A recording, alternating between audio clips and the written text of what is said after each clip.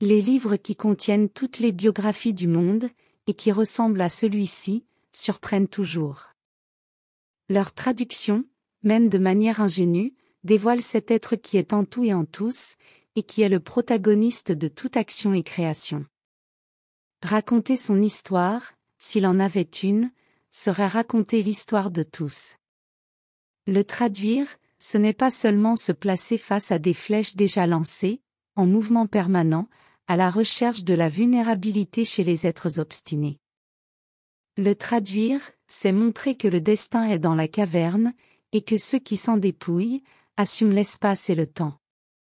D'écrire le livre et l'être, ne fait que donner cours au retour inévitable, porteur d'une petite flamme immortelle. Une flamme, qui transforme les absurdités en cohérence. Le pourquoi faire, se dissout dans la compréhension. Le quoi faire, se transforme en comment faire.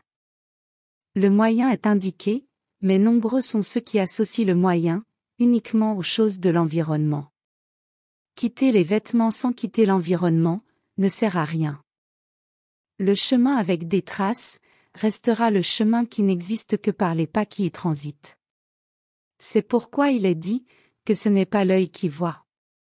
En continuité avec la nécessité de ce dépouillement, il arrive un moment où le concept de retour disparaît, ainsi que les autres concepts, car le flux des choses, est un jeu du néant.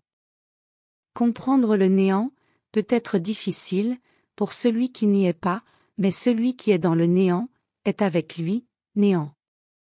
Peut-être est-ce là le grand paradoxe, que le néant lui-même apporte, croire être quelque chose qui sort du néant, et qui, par conséquent, reste néant. Mais c'est cette croyance, qui pousse l'être à croire aux constructions et aux positions, qu'il crée lui-même dans ses constructions. Les points et contrepoints, sont des aides tout à fait acceptables, car ils permettent à l'être de donner crédit au monde construit, qui a besoin de plausibilité et de justification. Être dans ce rêve du néant, répond à une mécanique inconnue de l'être temporel.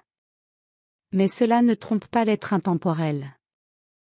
Aller, retour, et passage périodique dans ces constructions, sont des idées qui atténuent l'idée de perte, et donnent à l'être le conformisme, dont il fait parfois usage.